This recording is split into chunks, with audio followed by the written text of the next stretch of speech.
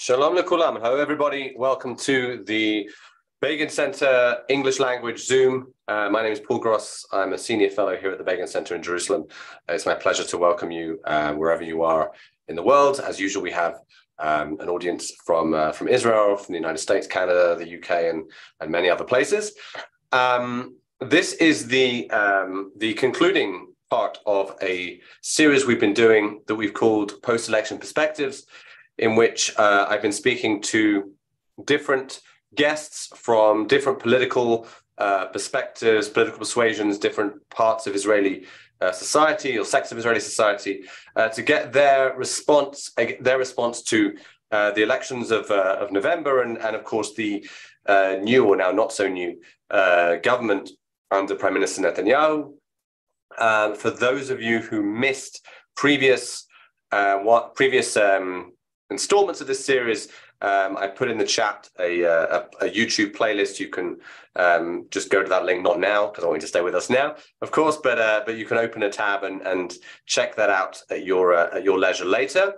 And I'm really delighted to have with us Uri Zaki, who is the chair of the Herzl Center of the World Zionist Organization at Mount Herzl in Jerusalem, with oversight for the Herzl Museum and the Herzl Education Center. He's a veteran activist in liberal and left-wing causes in Israel. Among positions he has held are advisor to the Minister of Justice, an active member of the negotiating team for the Geneva Accords and its first spokesperson. He was the founding director of B'Tselem USA, a member of the executive board of the Association of Civil Rights in Israel, director of Zionist Enterprises of the World Zionist Organization, and founder of the Front for the Protection of Democracy. He's also, and this is very relevant for us, one of the leading figures in the Meretz Party, currently serving as the chairperson of its executive board. He has a law degree from Hebrew University, a master's degree in law from the Emil Zola Chair for Human Rights at the College for Academic Management Studies. He's also a frequent contributor to the Israeli international media. Uri Zaki, welcome to the Zoom, the Begin Center Zoom. Thank you so much, Paul. Great being here. Great. So those in the audience who've been with us through this whole series will know that I've been starting all of these conversations with the same question, really, which is a look back at the election and what your take on it. Obviously, in this case, I think there's a very obvious question, which is how did what happened happen? That Meretz failed to make it into the Knesset for the first time since its founding some 30 years ago. I think it was some 3,800 votes short of the threshold. What went wrong from your perspective in terms of the Meretz showing at the election? Sure, Paul. If I may, just before I'll answer your question, I'll just say that it's a great honor, first of all, being with all the participants here and with you, Paul, but to be part of an event organized by the Begin Center. Maybe you'll find it kind of odd, given what you heard about me and my background, if we're into Israeli politics. But Begin is my biggest inspiration.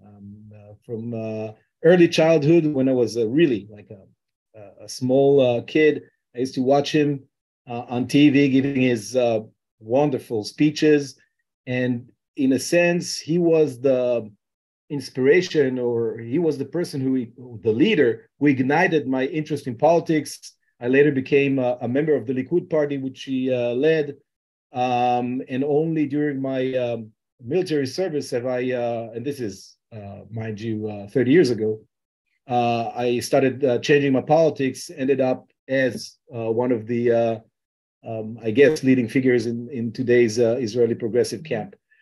But I still, in my office, in any office I always have the picture there of a leader. Is not of known left-wing leaders, but rather of Menachem Begin.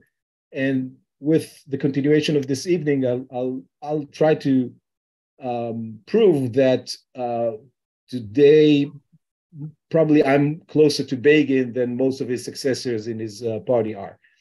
But regarding to the latest elections,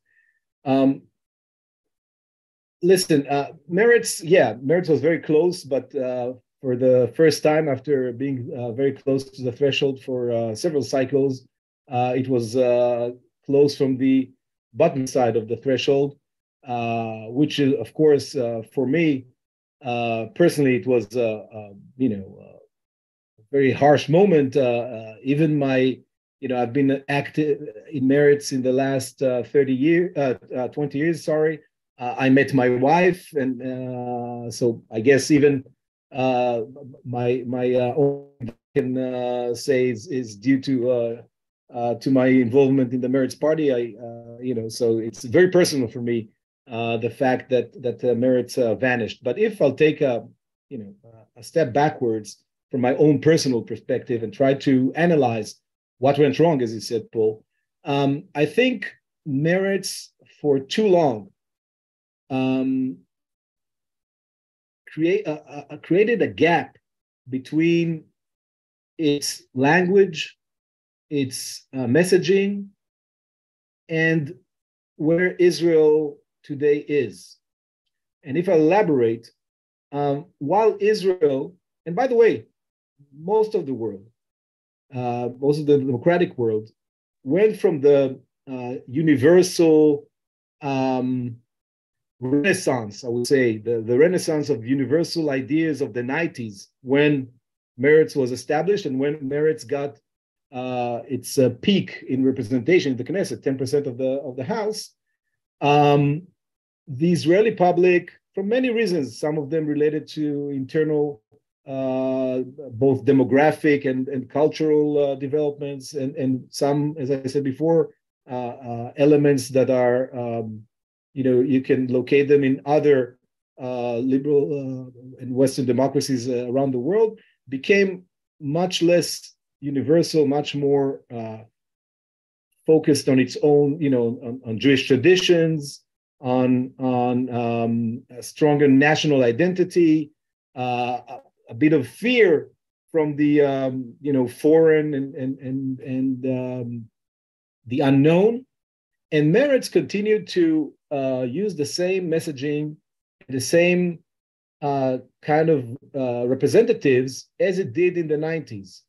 And I think the fact that this gap between Meretz and the Israeli public got wider and wider eventually led to its fall beneath the threshold. I mean, it was very clear. I mean, you can't, for the fact that we had 5 election cycles in 3 years, when you are so close to the threshold, also, the test went on and on in a very short period of time. I would say, however, that I do think that the values of Meretz, the values of the left or progressive values, which if I'll, try to summarize them in bullet points, are equality, social justice, the pursuit of peace, and if I may say also environmental ideas, are relevant to a much larger constituency in Israel than the Meretz voters. The failure was how to persuade those this constituency, and I think it can be done. But again, same values, different language, different messaging. Thank you. I know that there was some recriminations after the election that the Labour Party had refused to merge, to run on a joint list, I should say, with Meretz, because that was, with both of them sort of polling just above or just below the threshold, there was this question as to whether it would just make a lot more sense for them to run together as they did a couple of elections before. Do you feel that was a mistake that by Merav Michaeli, the leader of the Labour Party? Well, it was a mistake in the sense that in a crucial election and its consequence we see now, I would say, liberal or the change camp, right? 150,000 votes, But I don't think that's the strategic reason for Meretz's failure. By the way, I think the Labour Party is in a much similar situation. Yeah. The Labour Party suffers from similar problems. Maybe they had somewhat of a thicker layer of fat, but not much thicker. So yeah, I do think it was a mistake. It was I would say a bet that Ms. Michaeli took. I mean, if it would have turned if Meretz would have gotten 5,000 votes more and would have crossed the threshold, then she would be right? Because then Meretz and Labour together would have at least eight members of Knesset. I assume that if we would have run in the same list, we would have gotten together something like 5, maybe 6 seats, not much more than that. Right. So she took a bet and she failed, and there are consequences for failing in a bet, especially. By the way, there's a kind of a common knowledge, or even an urban myth, thinking that if Meretz would have crossed the threshold, then Netanyahu would not have gotten his 64 seats. It's not correct. Probably would have gotten something between 62 and 63. Every seat counts, but he would still have a stable coalition majority, and it would not have prevented what we see happening right now. Okay, that's important to know. Important to note. I know in a lot of the debates that I've seen in articles about the future of the Israeli left, there are questions about what should Meretz or any successor type left-wing Israeli party, what should it look like? Should it be basically a Zionist left-wing, explicitly Zionist left-wing party? Should it be a party which doesn't define itself as Zionist, that will include both Zionist Jews and Arabs who won't call themselves Zionist but are not sort of explicitly anti-Zionist? Are those questions, are those sort of debates that you're involved in? I'll be honest with you. My answer would probably be affected by my convictions. It would be very unlikely for me, extremely hard for me to be in a party that doesn't define itself as a Zionist party. I mean, I believe that the way I'm promoting is the basic, original, fundamental Zionist way. I do believe, that one of the first basic convictions I have is the Jewish people's right of self-determination, and that Israel, being the Jewish national homeland and a democracy, these are the two principles that they can't be separated. I think that's basic Zionism, and it would be very hard for me to be in a party that doesn't define itself as Zionist. Okay. I do believe that the Arab electorate is something that strategically, not only for the left, but for the whole liberal camp in Israel, is something we need to understand how we can be attractive to enough Arab voters in Israel, Israeli, whatever they define themselves, either Israeli Arab citizens or Palestinian citizens of Israel. As I said, self-determination is also works on the personal level, but to be attractive enough, because I do think that at least the joint list, or what was the joint list, is very non-constructive both to the Arab public and to the greater Israeli good. I mean, they're free, of course, to campaign, and I will fight for their right to represent in the Knesset. But I don't think the way they acted when there was a government, when the change government was in power, the fact that really petty politics played a part to topple this government, which wasn't a perfect government, but was probably much better for the Israeli Arab citizens. They joined hands with the most racist elements of the Israeli political arena to topple this government. I think that shows a lot, and I think we should find an attractive alternative for Arab voters. And yeah, most likely that will be a lefty alternative. I don't think that it necessarily has to define itself as a non-Zionist party or something like that. I do think that there are, again, I think there's enough room in the Israeli political spectrum and Israel, again, as long as it's a liberal Israel, to also be inclusive enough to have Arabs who do not define themselves as Zionists as part of the game. And by the way, that was the way which was foreseen by Herzl, Jabotinsky, Baruch Katzenelson. I mean, if you take the whole forefathers of Zionism, that's why they foresaw for this country. So I don't think it's a contradiction necessarily. Right.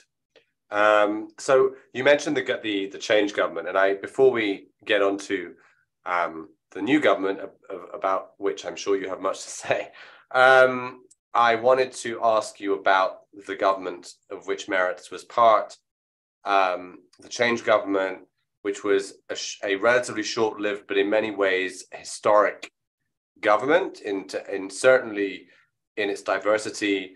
Meretz was sitting there in a coalition with Yamina, with a party that was committed to settlement building. You also had Ram, of course, the first time an Arab party was in the coalition. How do you think history will remember that government?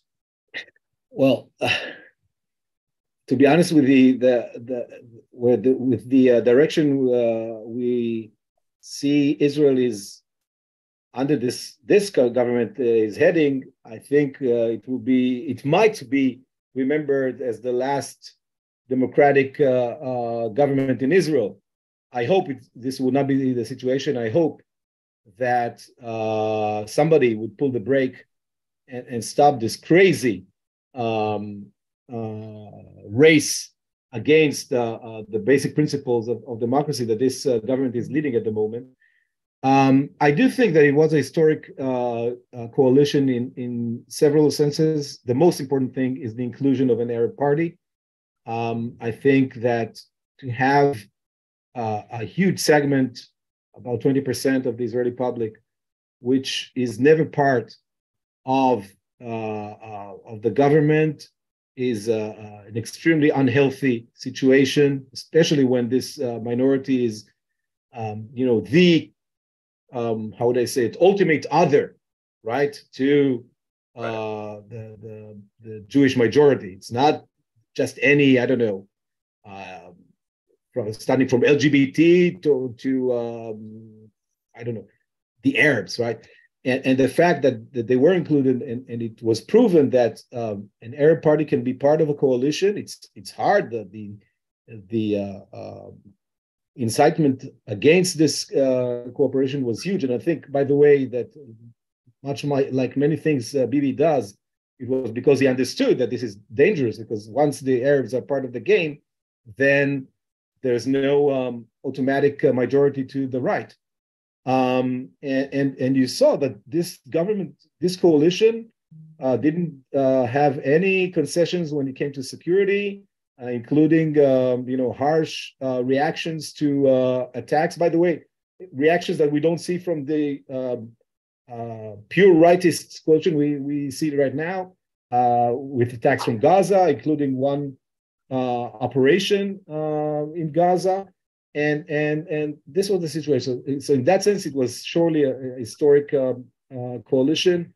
I think it was also a unique By the way, also with women representation, both in the ministries, in the Knesset, and in the director general levels.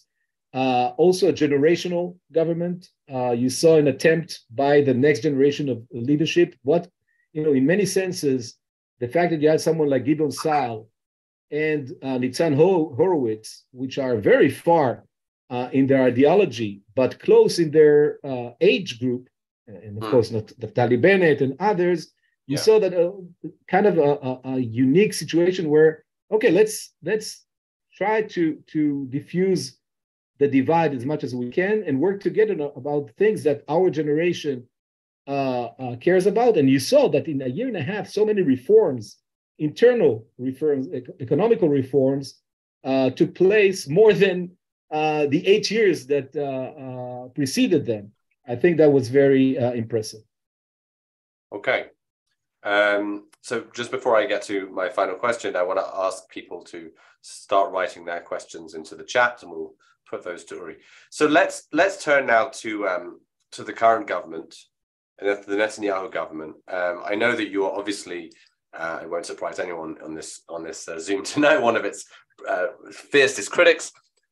You've been, I've seen pictures of you in demonstrations, the demonstrations in Tel Aviv, and also on social media, many writing very harsh criticism of the judicial reforms in particular. Can you sort of spell out for us what you see as the main dangers that this government poses from your perspective? Honestly, Paul, I don't see many good things about this coalition. I must say it's a reactionary coalition with no restraints, something that we never experienced before. The biggest and most imminent danger is, of course, what this government calls the judicial reform, and what I call the coup d'etat that this government is leading. Again, we're speaking at the Begin Center, and we know how important the judicial branch was for Menachem Begin. Both, by the way, people say because he was in minority, because he was in opposition. It's not true. Also, when he was prime minister, he didn't change his attitude towards the judicial strength when he became the leader of the executive branch. Honestly, Paul, if I'll try to emphasize just how dangerous the fact that this government is again in such a speedy way going to take over the judicial branch, I would say it's the equivalent of canceling the law of return to the Jewish nature of Israel. The Levin-Netanyahu coup is to the democratic pole or pillar of Zionism. As I said before, Zionism has two legs, two pillars that holds it together. One pillar is the Jewish national identity, and the other one is the democratic nature. Since Herzl's time, and a democracy in which the government, the executive branch, and specifically a strong leader, the strongman, controls the other two branches, is not a democracy. It's not a liberal democracy. Nothing else. It's true. Still, the majority elects its government, but that's true also for many countries that are not democracies, whether it's Putin's Russia, Erdogan's Turkey, Orban's Hungary, and so on and so forth. The fact that you have elections is one element of democracy, and specifically, by the way, you can the override clause, everything, you can discuss this, but the fact that they want to elect the judges, that's the end of democracy. And that's something that we never experienced before. Never in Israel's history have we seen something even similar to that. Let me ask you this. As you mentioned, obviously, your admiration for Menachem Begin and certainly Begin's fierce devotion to what he called the supremacy of the law. Do you think, obviously, there'll be many on the Israeli right in the Likud who will say, look, one of the differences is that since Begin's time, we've had the so-called constitutional revolution of Aaron Barak, and so Begin was operating in a different period. On the other hand, we can also see that Netanyahu himself used to be someone who actually blocks a lot of these things. There was a going around social media recently, a recording of him talking about how important an independent judiciary was from 2012 or something. Do you think is it simply Netanyahu's personal circumstances that have that have opened the door to this? And do you think that does Yariv Levin represent where the Likud is now, or is Levin an outlier? It's a hard question. Listen, first of all, it will be very hard for anyone to claim that Netanyahu's complete change in attitude towards the judiciary doesn't have to do with the fact that he's he's under a trial to the same judiciary. I mean, how can you say that? I mean, what happened? What nothing happened. Barak, you mentioned Barak's so-called constitutional revolution or whatever. Since then, the court became much more conservative, much less activist, and there's no objective reason for Netanyahu's change in heart, apart from the fact that he changed his own position as someone who's now standing to trial, under a trial. With Levin, I don't think that it's connected. Of course, yes, Levin represents by the way, an elitist. It's not an authentic demand of the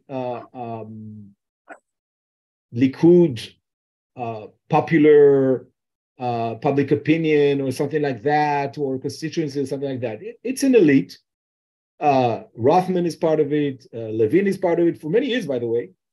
The Kohelet Foundation, which imports foreign ideas, and by the way, financed by foreign money, injecting it into the Israeli public sphere.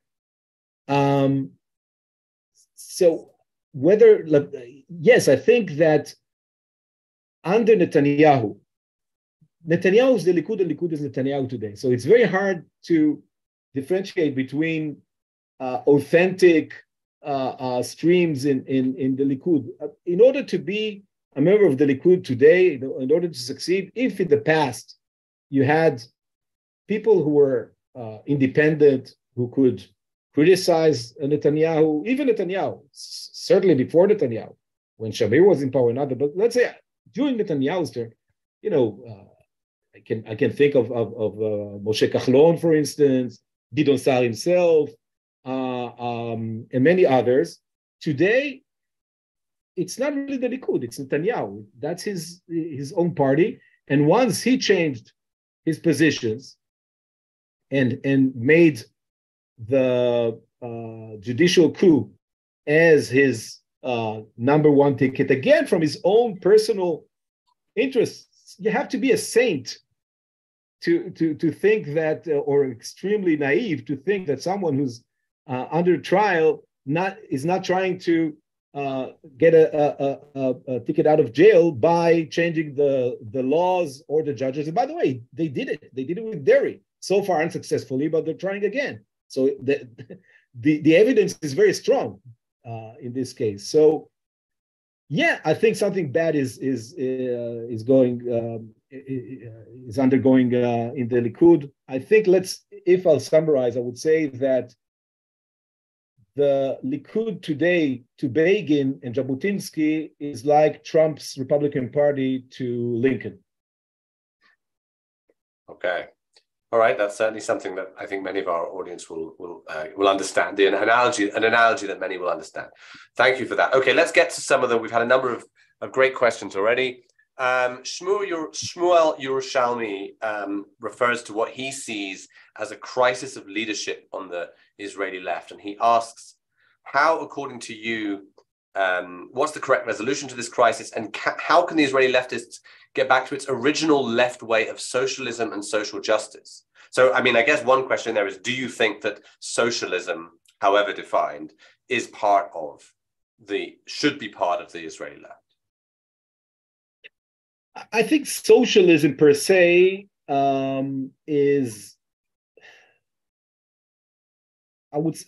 I define myself as a social democrat or a social liberal even. Right.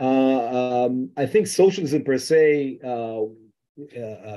is too foreign these days to the mainstream Israeli public. But again, social democracy, meaning a strong welfare state with strong safety net and strong educational system, government-run educational system, strong healthcare system, so on and so forth. That's extremely relevant, and we're going to a different way. I mean, again, the Kohelet line of adopting or importing libertarian approach into Israel is much more foreign than socialism to the Israeli mainstream. Sure. And therefore, I think definitely to a much wider audience than the current Meretz and Labor constituency. I can think of Haredi Jews, for instance. Certainly the Arab constituency. It can be relevant, but I don't think socialism per se, but definitely social democratic notions, sure. Okay, and there's a sort of internal merits question here, I guess, from Joel Ackerman, who says that one of the reasons he's suggesting for the failure of the change government was the refusal of MKs of several parties, including MK Zoabi of Meretz, to compromise their so-called principles in favor of trying to find common ground on issues of national interest. So, firstly, do you agree with that, and also, how could that be prevented in a future? Honestly, I think Joel, was it, gives too much credit to former MK Rinawi Zoabi. I think she was an opportunist who got into the Knesset. It was really an accident by Meretz. By the way, I don't want to drag you into internal debates, but it was due to internal issues that are very sad. The fact that how she became a member of Knesset without any vetting before, for real. But yeah, I agree with Joel that unfortunately Meretz contributed to the fall of the Change coalition, and we paid a price. Right. Okay. How can that be prevented? First of all, MK Zoabi was never elected by the Meretz. Meretz has internal democracy. She wasn't elected. She was planted by the former chair of the party. Perhaps if she would have been elected, that would be kind of a vetting process when you speak to your constituency and not that I think that the internal processes in Meretz were perfect, far from it, but they were much better, by the way, for sure, from the way she was brought into the list. Okay. So a question here from Isabel, who she wants to know about the protests and whether they are actually having and I guess can have an influence on the government. And she also says or influencing those who voted for Netanyahu. Because I think it's true to say that some who voted for Likud or for, parties in the coalition, I guess Likud mainly, are not necessarily in favor of the reforms, according to polling. So is that, right? Do you think, is that something that you think the protests can have how can the protests make a difference, I guess? First of all, I don't know. So far, they haven't.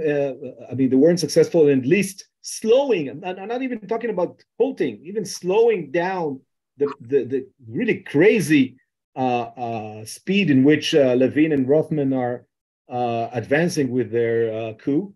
Perhaps they know that in order to do something so dramatic, once they'll stop, or once they'll slow down, they'll be stopped. But I do think that in Israel, large protests can make a difference. We remember that after Yom Kippur War, the Golda government, which was very strong in the Knesset, Golda stepped down, and eventually Begin was elected. And we do remember that in 2011 there was a change. It wasn't enough of a change in Israel's way. Towards more, I would say, social democratic notions, but still, it had an effect. Yeah. So definitely, I think these protests can affect. I do think that the more severe the situation goes in the Knesset, the more severe the protests would have to take place. Of course, not using violence or anything like that, but definitely. I think the fact that, there's a lot of talk about Israel Rishona, Israel Shniya, the first Israel, the second Israel. In my background, I guess I could be defined as the second Israel, maybe I don't know, but I do know, I do think that there's a huge social problem in Israel, and definitely there are two Israels in that sense.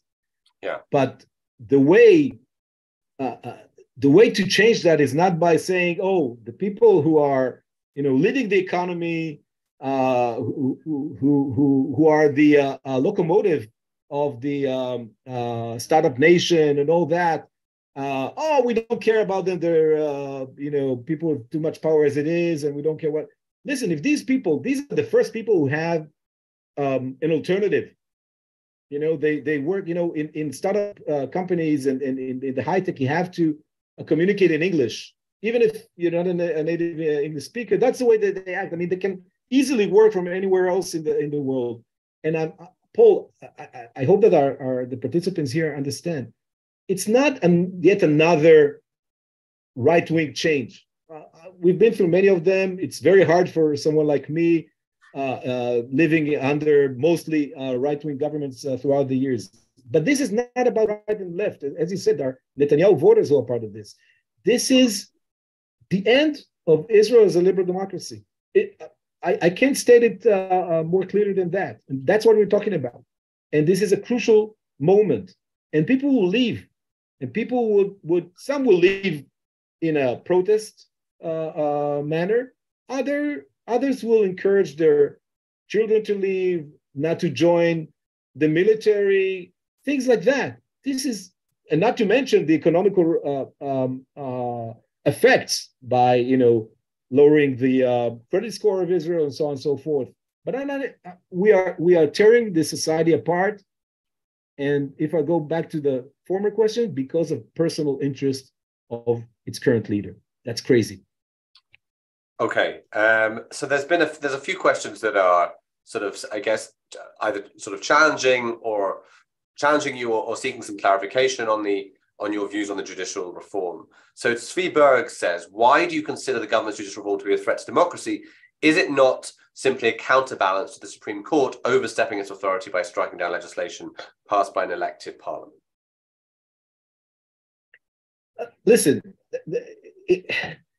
the Supreme Court followed the Israeli legislation of two basic laws, and only then has it decided to.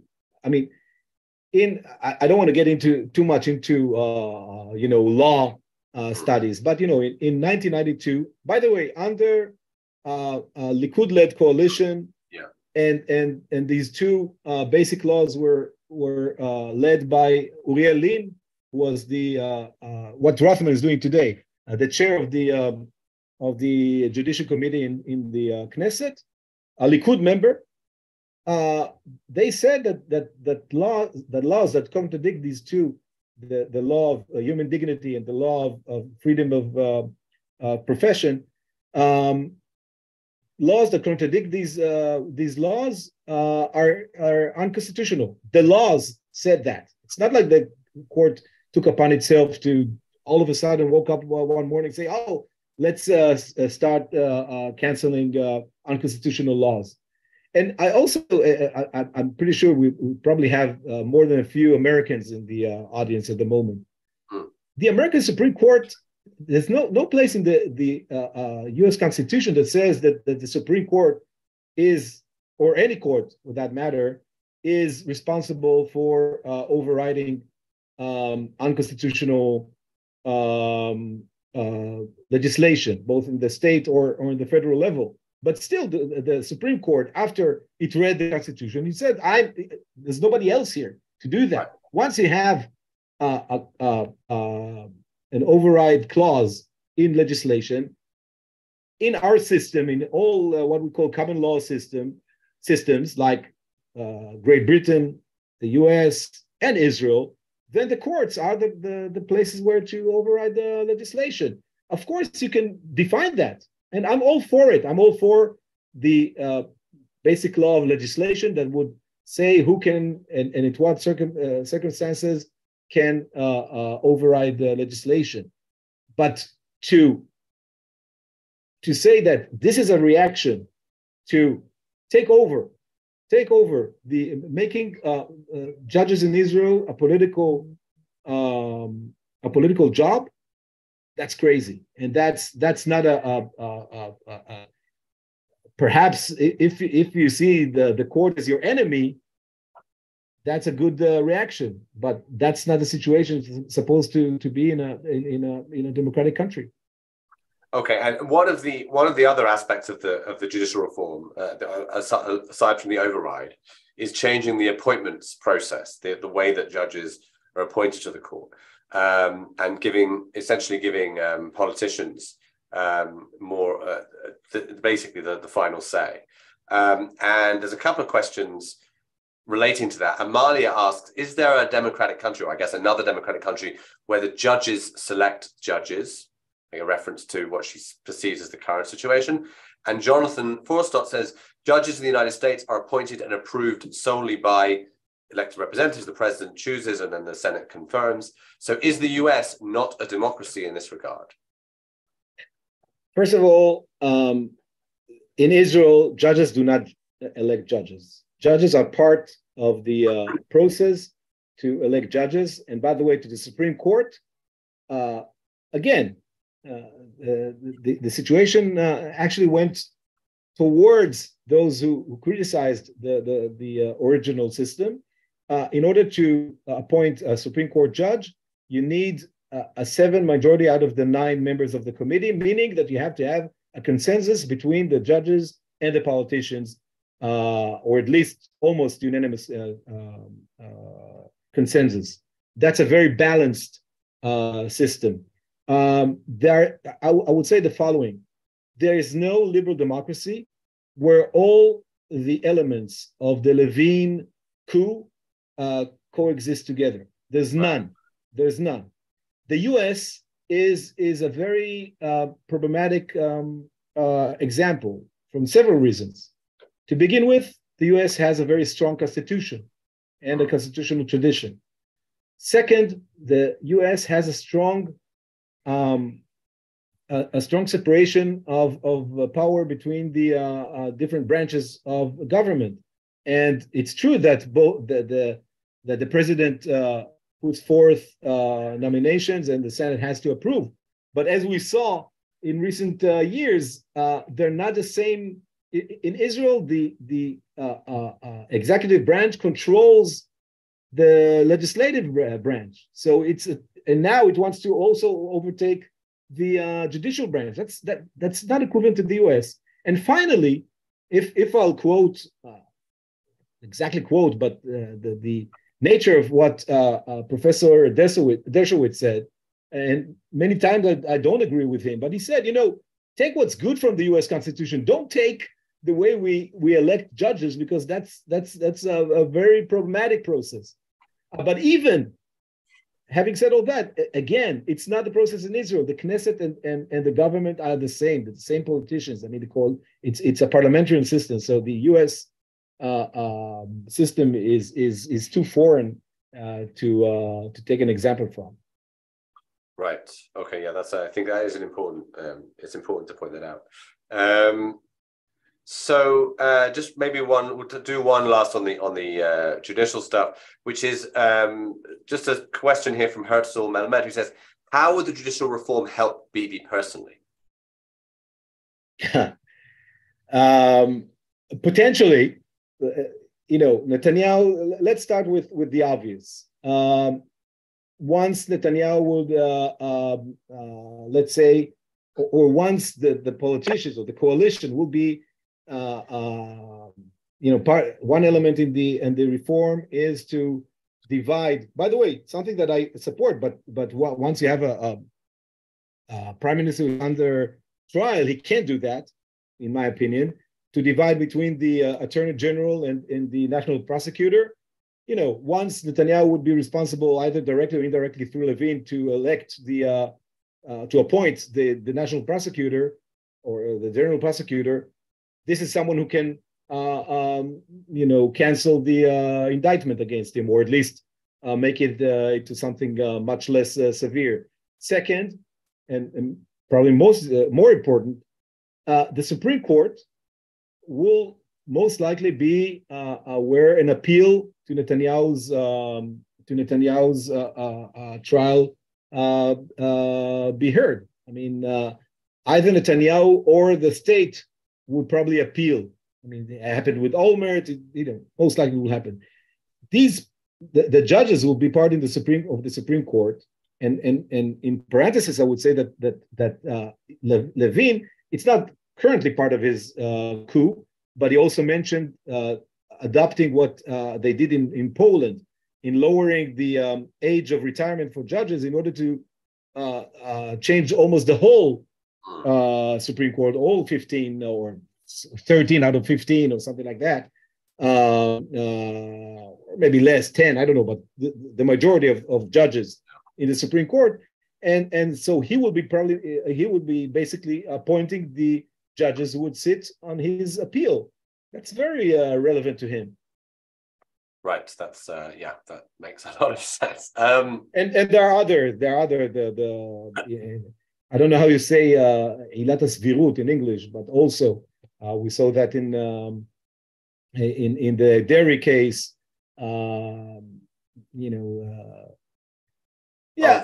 reasonableness. The reasonableness, also something that can be relevant. Right, that they want to remove that. Basically, they want to. The plan is to remove that as an option. Right. Okay. By the way, Lauren Blatt helpfully points out that in Canada, the judges are involved in selecting Supreme Court judges. So she's giving. In many places, in the UK, although the Attorney General is the one who's appointing them, he gets a list from the judges, right. and from a council that the judges have a majority in, and he almost automatically approves the list he's given. I mean, it's just propaganda. It's not correct at all. In most cases, or in many cases, the judges have enormous influence on who's going to be judged. It's a good thing because it's a professional thing to be a judge. Okay, so let's changing tack a little. Jonathan asks, why has Meretz made no serious inroads in 30 years among Israel's working class voters? Presumably the very voters that your view of social democracy would benefit the most. Firstly, I don't know if you agree with the premise, but you can answer it how you wish. I partially agree with the premise that, in Israel, I mean, there's always this tension between the divide, the socialist divide of classes, right? Or the identity divide of Mizrahi Jews vis-a-vis Ashkenazi Jews and everything.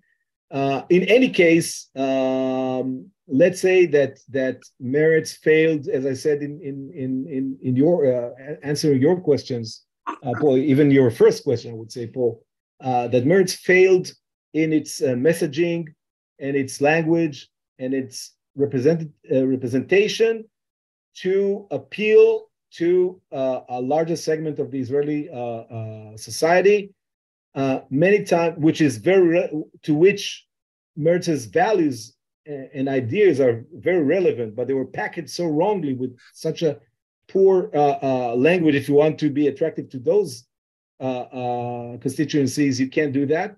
I would say that in many times, and this is again part of the problem of Meretz, Meretz was viewed as if it cares more towards others than to its own family, which is Israel and Israel's Jews and so forth, caring about foreign workers, which is important, but you can package it differently. To the Palestinians, which is important, but you can package it differently. So I think there was, and I don't want to say it's not a campaign question. It's something that goes down to the DNA of Meretz, in the sense that again, it's a product of the 90s, and the 90s are irrelevant today. Okay, so people can keep writing in questions. We have a few more minutes. While people think of questions to ask, something we haven't really touched on, actually, you just mentioned the Palestinians. Obviously, Meretz is, among other things, well known as a very firm believer in a two-state solution, in opposition to Israeli settlements. How do you, away from the judicial stuff, what's your view on what this government might do in terms of policy in Judea and Samaria and the West Bank that would be, from your perspective, problematic? There's lots of potential of further hurting the Israeli-Palestinian conflict. I would say that again, you have Smotrich as the minister in of defense and in charge of the civil administration in the West Bank and so on and so forth. But listen, this is not unique to this government. I mean, this government can be because some segments of it are so extreme and are willing to put Israel in security jeopardy, and their constituencies are the settlers, only the settlers,